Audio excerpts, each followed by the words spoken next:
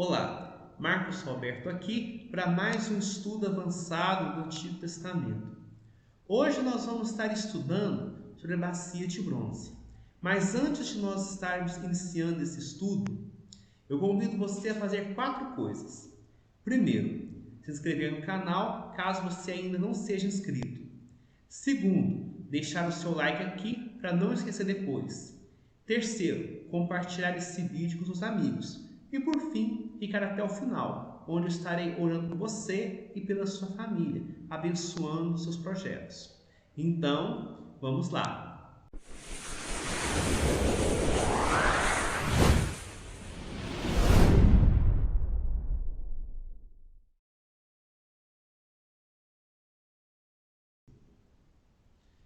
Então, na nossa aula de hoje, nós vamos estar estudando a bacia de bronze. Então, vamos estar recordando o nosso percurso. Então, inicialmente, o israelita, ele deveria, ao se aproximar de Deus, ao se aproximar do tabernáculo, ele deveria reconhecer o seu pecado. Ele deveria reconhecer que era um pecador e que de forma alguma poderia ser aceito por Deus. Uma vez que quando ele se aproximava do tabernáculo, ele via as cortinas de linho. E as cortinas de linho, elas apontam para a justiça que Deus exigiu do homem e que o homem não conseguiu alcançar. Então, quando o homem pecou, toda a sua natureza foi corrompida pelo pecado. Então, por mais que ele tente fazer o bem por si próprio, as suas boas obras, elas vão estar manchadas pelo pecado. E o pecado nos separa de Deus. O pecado faz separação entre nós e Deus. E os muros de cortina de linho fino representavam a santidade de Deus, a justiça de Deus. Então o homem de maneira alguma poderia se apresentar diante de um Deus santo, uma vez que ele era pecador. E quando ele olhava para as colunas que sustentavam esses muros de cortinas, ele percebia que essas colunas eram feitas de bronze. Eram feitas de bronze com bases de bronze. E o bronze nas escrituras representa juízo. Ele percebia, então o israelita percebia do lado de fora do tabernáculo que ele merecia a punição, que ele merecia a morte, que o seu pecado o fazia digno de morte. Mas quando ele olhava para o topo das colunas, ele via a prata representando o resgate, ou seja, o resgate que o nosso Senhor Jesus Cristo pagou ali na cruz para que nós pudéssemos ter a vida eterna. O bronze representando o juízo divino que Jesus suportou ali na cruz para que nós pudéssemos ter a vida eterna. Amém? Louvado seja Deus! Então, através do sangue de Jesus, o israelita poderia entrar no tabernáculo através da porta. Só havia uma única entrada no tabernáculo, e essa entrada era pela porta, que estava voltada para o lado oriente, para o lado oriental. Essa porta apontando para Jesus. Jesus disse: "Eu sou o caminho, a verdade e a vida. Ninguém vem ao Pai senão por mim." Jesus é o único caminho. Jesus não é um dos muitos caminhos. Jesus não é uma das possibilidades. Jesus é o único caminho. Jesus ele disse lá no Evangelho de João, capítulo 10, "Eu sou a porta, quem entrar por mim será salvo." Jesus é a porta, o único caminho. Então, no momento que o israelita, do lado de fora, confessava o seu pecado, reconhecia que era pecador, que merecia o juízo de Deus, ele se arrependia dos seus pecados, ele cria na providência divina, ele podia entrar pela porta. E a primeira coisa que ele via era o altar do holocausto, ou seja, mostrando que o pecado dele precisava ser confessado, ou seja, que sangue inocente precisava ser derramado para que ele pudesse ser aceito por Deus. Então ele vinha com o seu animal, um cordeiro, colocava a mão na cabeça do cordeiro, como se ele estivesse transferindo o seu pecado para o cordeiro, e esse animal era sacrificado, o seu sangue era derramado, e todo o corpo do animal era queimado no altar do holocausto. Aí após isso, ele recebia o perdão de Deus, ele era justificado pelo Senhor e ia embora para sua casa, feliz. Mas, então o israelita só poderia vir do lado de fora, entrar no tabernáculo pela porta, vir até o altar do holocausto e ir embora. Todo o restante era realizado pelos sacerdotes. Então o israelita só poderia vir do lado de fora, até a porta, entrar no tabernáculo, vir até diante do altar do holocausto, realizar o seu sacrifício e voltar para casa. Ele não podia continuar aqui para frente. Do altar do holocausto para frente, somente os sacerdotes podiam estar. Então, o israelita do lado de fora, entrar no tabernáculo da porta, vir até o altar do holocausto e ir embora para sua casa. Agora, daqui para frente, somente os sacerdotes. E após o altar do holocausto, a primeira coisa que se via era a bacia de bronze. E por mais curioso que isso possa parecer, e difícil de se explicar, é que de todos os utensílios do tabernáculo, apenas a bacia de bronze ela fica indefinida. Ou seja, nós vimos o tamanho de cada uma das cortinas, nós vimos as cores, os tecidos que eram utilizados para confeccionar a porta, nós vimos as dimensões do altar de bronze, nós vamos ver ainda as dimensões dos utensílios que ficavam dentro da tenda da congregação, mas nós nada sabemos a respeito da bacia de bronze. Nós não sabemos o tamanho, nós não sabemos as dimensões, nós não sabemos a altura, nós não sabemos como ela era transportada, nós não sabemos de nada. É praticamente um mistério. Nós não possuímos nenhuma informação acerca de suas dimensões, seu peso, nós não sabemos seu formato, nós não sabemos nem como ela era transportada. Não tinha praticamente nenhum detalhe, ou quase nenhum detalhe. A única coisa que nós sabemos a respeito da bacia de bronze, que está registrada na Bíblia, é que ela era uma bacia para ser colocada água, era uma bacia de água, feita de espelhos das mulheres que se reuniram do lado de fora da tenda da congregação e servia para lavar as mãos e os pés dos sacerdotes que serviam o Senhor na tenda. Mais nada. Nós não sabemos o comprimento, nós não sabemos a largura, nós não sabemos nem como era transportada. Então nós não sabemos de nada, quase nada. Sabemos apenas que era feita de bronze, dos espelhos das mulheres que serviam o Senhor do lado de fora da tenda da congregação. Então, apenas isso nós sabemos. E sabemos que era uma bacia cheia de água, onde os sacerdotes lavavam as mãos e os pés antes de servir ao Senhor dentro da tenda.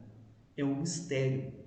Mas louvado seja Deus, porque embora nós não saibamos detalhes específicos, podemos tirar várias lições a respeito da bacia. E o que é interessante, o que a gente pode especular, é que essa bacia ela devia ser extremamente pequena. Ela devia ser provavelmente uma bacia muito pequena.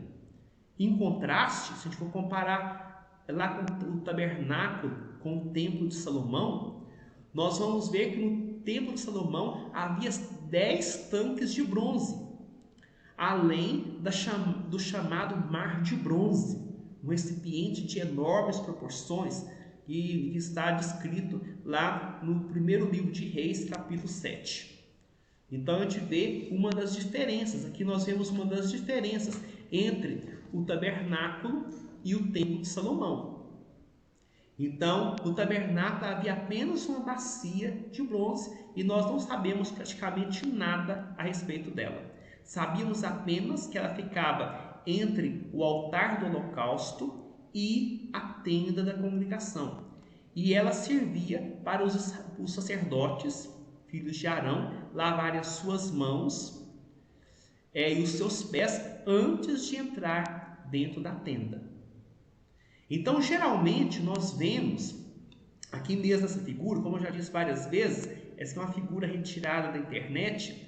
Então, nós vemos geralmente várias figuras mostrando a bacia com formato redondo.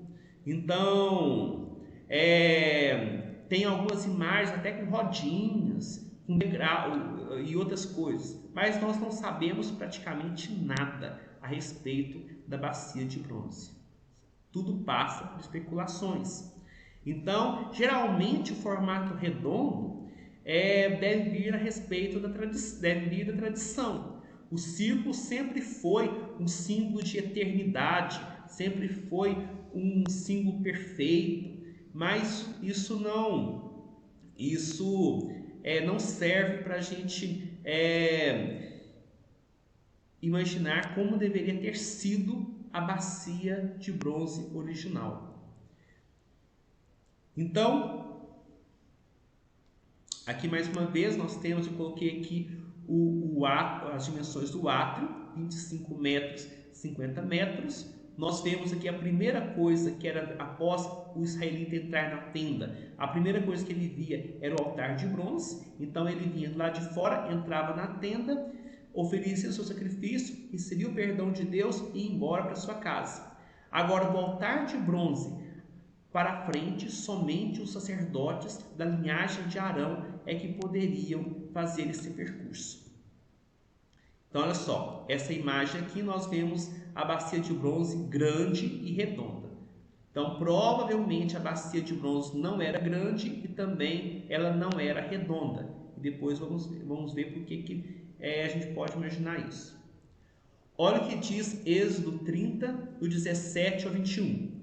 Disse mais o Senhor a Moisés: farás também uma bacia de bronze, com o seu suporte de bronze para lavar. Pô-lo-ás entre a tenda da congregação e o altar, e deitarás água nela. Nela, Arão e seus filhos lavarão as mãos e os pés. Quando entrarem na tenda da congregação, lavar-se-ão com água, para que não morram. Ou quando se chegarem ao altar para ministrar, para acender oferta queimada ao Senhor. Lavarão, pois, as mãos e os pés, para que não morram. E isso lhe será por estatuto perpétuo, a ele e a sua posteridade, através de suas gerações. Então aqui, o que nós podemos ter de certo a respeito da bacia de bronze é que era um lugar onde se colocava água e onde os sacerdotes, filhos de Arão, lavavam suas mãos e os seus pés antes de entrar dentro da tenda para servir ao Senhor. Então, algo muito interessante que nós podemos observar, que provavelmente essa bacia não deveria ser redonda. Por que eu falo isso? Ela não deveria ser redonda. Primeiro, olha só, observe que tanta água na pia, como também o material empregado em sua confecção, os espelhos, eles reproduzem imagens. Então a água reproduz imagens. O bronze, assim, os espelhos de bronze que eram utilizados foram utilizados para construir a bacia, também refletiam imagens. A gente sabe que uma figura refletida de uma superfície côncava é sempre distorcida, e tal aconteceria se aquela pia de bronze fosse redonda. Então a gente olha para uma colher, por exemplo, que é uma superfície redonda, côncava. Se a gente olha a nossa imagem para dentro da colher, a gente vai ver que a imagem vai ficar distorcida. Então, provavelmente, assim, a gente imagina que a bacia de bronze não deveria ser redonda, para que ela não refletisse imagens distorcidas. Como o objetivo de Deus é revelar fielmente, sem distorção, toda a beleza e glória do seu Filho Jesus, então isso pode bem sugerir que a pia não fosse redonda. Mas nós não sabemos de nada. Então isso aí é apenas alguma coisa que os estudiosos dizem a respeito da bacia. Na verdade, especulam a respeito da bacia. Nós não podemos dizer nada. E onde a Bíblia se cala, eu também me calo. Então, não há também nenhuma indicação da existência de argolas ou varais. Nós não sabemos como essa bacia era transportada. Somos apenas informados que essa bacia ela tinha um suporte ou uma base. Mas como isso se dava, nós não sabemos.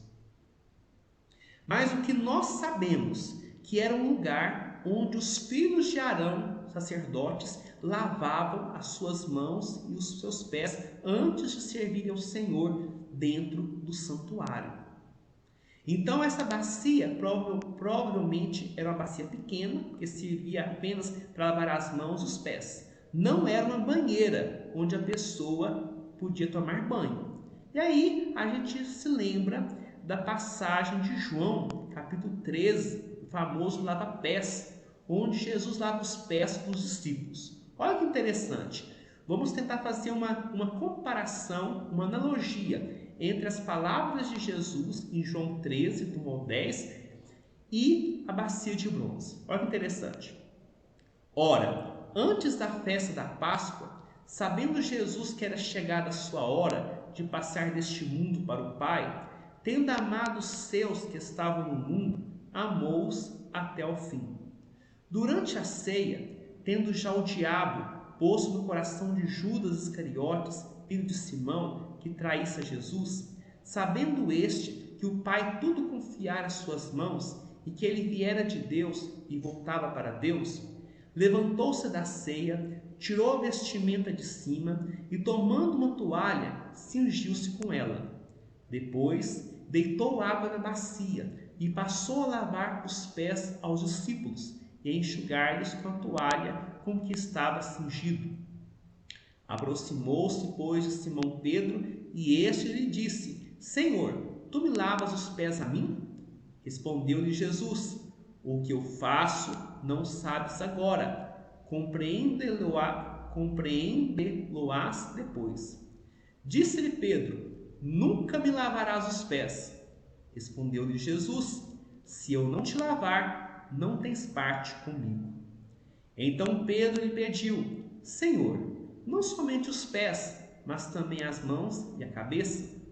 Declarou-lhe Jesus: Quem já se banhou não necessita de lavar senão os pés. Quanto ao mais, está todo limpo. Ora, vós estáis limpos, mas não todos.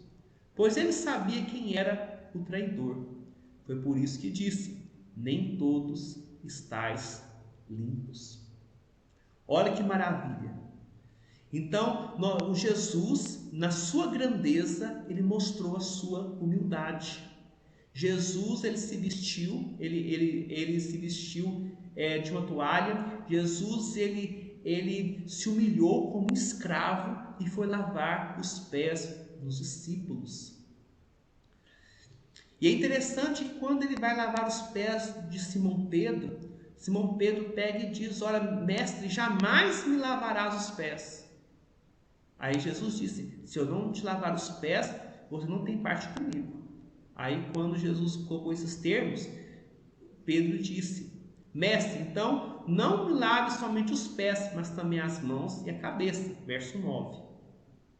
Aí Jesus disse: Quem já se banhou não necessita de lavar senão os pés.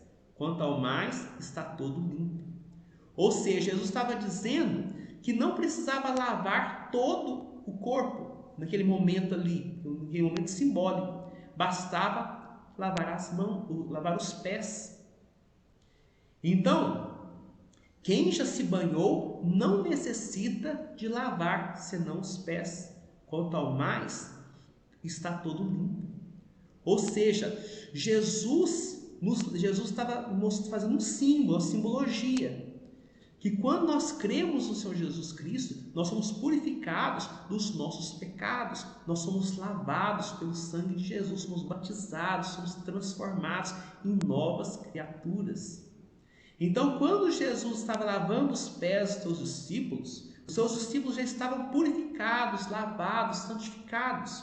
Faltava apenas lavar os pés, porque Jesus estava preparando eles para o serviço, para que eles pudessem servir aqui na terra, pregando a palavra de Deus, curando os enfermos. Ou seja, Jesus estava preparando os discípulos para o serviço. Então nós somos salvos por Deus. O sangue do Senhor Jesus Cristo nos purifica de todo pecado. Nós somos salvos. Nós somos chamados para a vida eterna, mas nós também somos chamados para o serviço. Deus nos chamou para servirmos. Deus nos chamou para abençoar as pessoas. Deus nos chamou para pregar o Evangelho. Deus nos chamou para usarmos os nossos talentos para servir o Senhor. Deus nos chamou para ajudar o próximo. Deus nos chamou para continuarmos a obra do seu Filho Jesus aqui na terra. Porque caso contrário, Jesus poderia ter levado os salvos para os céus. Mas Jesus não fez isso. Jesus deixou a igreja aqui na terra. Jesus deixou os seus discípulos aqui na terra. Porque eles tinham a missão. Eles tinham a missão de pregar o Evangelho. Eles tinham a missão de orar pelas pessoas. Eles tinham a missão de dar testemunho. Da mesma forma, eu e você temos essa missão de pregar o Evangelho, de anunciar a palavra da salvação, de falar palavras que fortaleçam as pessoas. Então Jesus estava lavando os pés dos discípulos, visando o serviço. Da mesma forma, os sacerdotes lavavam as suas mãos, os seus pés ali na bacia de bronze, para que eles pudessem servir ao Senhor dentro do santuário. Então o santuário era um lugar de serviço. Ele estava ali orando, ele estava ali abençoando, ele estava ali servindo ao Senhor, ali dentro do santuário. A pia de bronze era para uso exclusivo dos sacerdotes. Então os sacerdotes foram chamados por Deus para servir ao Senhor, para estar na presença dele. Olha o que diz 1 Pedro 2, verso 9. Vós, porém, sois raça eleita, sacerdócio real, nação santa, povo de propriedade exclusiva de Deus, a fim de proclamardes as virtudes daquele que vos chamou das trevas para a sua maravilhosa luz. Então, somente os sacerdotes podiam lavar as mãos, os pés, para poder entrar na tenda da congregação. Somente os sacerdotes podiam servir a Deus dentro do tabernáculo propriamente dito. Mas olha que maravilha! Nós vimos que lá no início da nossa lição, nós vimos que o israelita comum só podia entrar na tenda, passar pela porta, vir até o altar do holocausto, oferecer o seu holocausto e ir embora.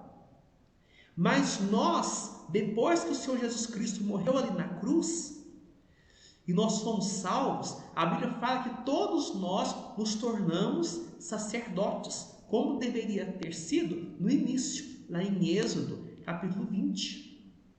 Então, Deus nos fez sacerdotes. Então, se você crê em Jesus como seu Senhor e Salvador, se você se arrependeu dos seus pecados, você foi feito um sacerdote.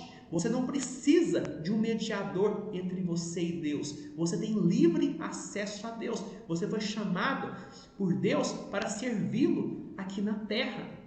Então nós temos o ofício de sacerdotes. Nós somos chamados para sermos sacerdotes de Deus. Então, como sacerdotes da nova aliança, nós podemos continuar o serviço. servindo ao Senhor no santuário. Mas, como sacerdotes, ainda fica o lembrete de que nós devemos lavar as nossas mãos e os nossos pés. As nossas mãos precisam ser purificadas para ser levantadas, para abençoarmos as pessoas. A nossa mão não pode ser usada para ferir. As nossas mãos têm que ser usadas para ajudar as pessoas que estão caídas, a levantar as pessoas que estão caídas, que estão sofrendo, para dar alimento, para ajudar. Deus não nos chamou para apontar o dedo, para julgar as outras pessoas. Deus nos chamou para estender a mão, para darmos amor, para ajudarmos aqueles que estão precisando. Deus nos chamou para sermos sacerdotes.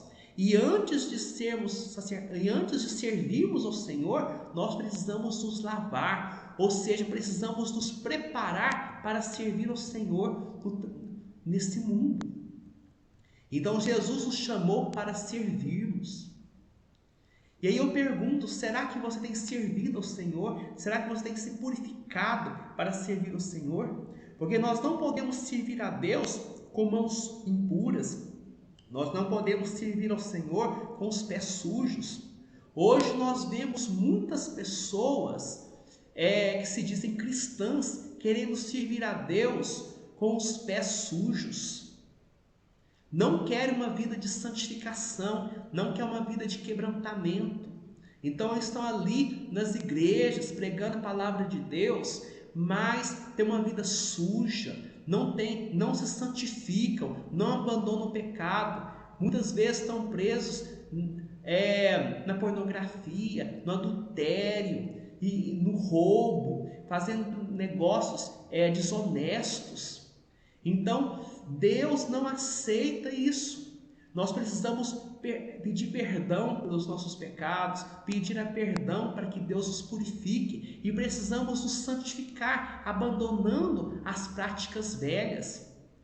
Deus nos chamou para servirmos, e antes de servirmos é necessário nós lavarmos as nossas mãos, é necessário nós lavarmos os pés, significando a nossa santificação. É necessário nós nos santificarmos, porque como que eu posso servir a Deus, como eu posso ajudar as pessoas, como eu posso orar pelas pessoas, como eu posso pregar o Evangelho se eu estou numa vida de pecado, uma vida que desagrada ao Senhor? Como eu posso servir ao Senhor se eu estou na escuridão, se eu estou nas trevas? Muitas pessoas hoje estão querendo servir a Deus. Infelizmente, eu conheço muitas pessoas, líderes de ministérios, muitas vezes fazem parte do ministério de louvor, cantam na igreja, tocam na igreja, mas têm uma vida suja, uma vida torta diante do Senhor, pregam aquilo que não vivem. Então eu conheço líderes religiosos que pregam um evangelho falso. Então estão pregando a palavra de Deus, mas não vivem aquele evangelho. Muitas vezes estão extorquindo dinheiro das ovelhas, dos fiéis. Quantas pessoas muitas vezes são líderes de sociedades da igreja, mas não são honestos no trabalho, roubam, não pagam suas dívidas, enganam o próximo, mentem, julgam o próximo. Como nós poderemos servir ao Senhor se nós estamos com os pés sujos, se estamos com as mãos sujas? Por isso, a bacia de bronze está aqui chamando a nossa atenção de que nós precisamos nos santificarmos para servirmos ao Senhor. Precisamos lavar as nossas mãos e os nossos pés, nos preparando para fazer a obra de Deus. Deus chama a mim e a você para fazer essa grande obra. Mas antes disso, é necessário lavarmos as nossas mãos e os nossos pés na bacia de bronze. Que possamos estar purificando as nossas vidas, pedindo perdão a Deus pelos nossos pecados, abandonando as práticas más e fazendo aquilo que agrada ao Senhor. Então, que Deus possa abençoar a mim e a você, e que nós possamos guardar essa mensagem no nosso coração. E agora eu quero orar por você, abençoando você, a sua família, os seus projetos. Amém? Ó Deus, Deus Santo, Deus Eterno, Graças, ó Pai, eu te dou, Pai, porque o Senhor é bom e porque a sua misericórdia, ó Deus, dura para todos sempre. Não existe outro Deus além do Senhor, ó Pai. Não existe outro que mereça a nossa adoração a não ser o Senhor, ó Pai. Só o Senhor é santo, só o Senhor é gracioso, só o Senhor é tremendo, Pai. Bendito seja o nome do Senhor. Ó Deus, perdoe os nossos pecados, ó Deus. Nós somos pecadores, ó Pai. Mas eu te louvo, Pai, porque o sangue do Senhor Jesus Cristo nos purifica de todo o pecado. Perdoe, ó Deus, os nossos pecados, ó Pai. Dê-nos um coração humilde, um coração quebrantado, Pai. Ó Senhor Jesus, perdoe os nossos pecados, Pai. Livra-nos do mal, Pai. Ajude-nos, ó Deus, a fazer a Tua vontade, Pai, no nome de Jesus. Ó Deus, não há outro como o Senhor, ó Pai. Não há outro que mereça a nossa adoração a não ser o Senhor, ó Pai. Santo, santo, santo é o Senhor, ó Pai. Dê-nos um coração grato a Ti. Dê-nos um coração humilde, Pai. Ó Senhor Jesus, fala poderosamente com cada um de nós, ó Pai. Eu te louvo, ó Deus, por esse estudo, ó Deus, por essa palavra, Pai, que o Senhor nos deu, Pai, esse dia. Louvado seja o nome do Senhor, ó Pai.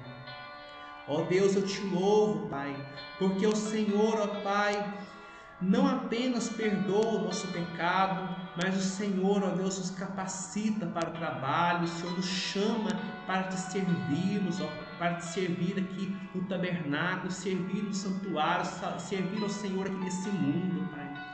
Ó meu Deus, o Senhor nos chamou para pregar o Evangelho, para anunciar a Tua palavra, Pai, até os confins da terra. O Senhor nos chamou para a vida eterna. Bendito seja o nome do Senhor, ó Pai.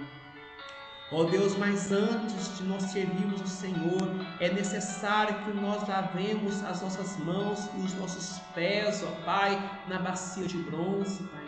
O Senhor nos chama a nos santificar, ó Pai. Ó Deus, Deus Santo, livra-nos, ó Deus, do pecado, Pai. Ajude-nos, ó Deus, a vencer as tentações deste mundo tenebroso e mau, Pai. Ajude-nos, ó Deus, a vencer o pecado, Pai. Somos pecadores, ó Pai, mas suplicamos a Tua misericórdia, Pai. Não permitas, ó Deus, que nós venhamos a nos conformar com o pecado, Pai, mas que nós possamos vencê-lo com a Tua bênção, com a Tua ajuda, Pai. Ajude-nos, ó Deus, a vencer o pecado, Pai. Livra-nos, ó Deus, do mal. Livra-nos, ó Deus, dos caminhos tortuosos, Pai, no nome de Jesus. E agora, Senhor Jesus, eu quero apresentar diante do Senhor a vida desse Teu filho, dessa Tua filha que está comigo agora, Pai, orando ao Senhor, que está buscando a Tua bênção, que está buscando a Tua presença, Pai. Ó meu Deus, ajuda, ó Deus, esse Teu filho, essa Tua filha, Pai, a servir ao Senhor.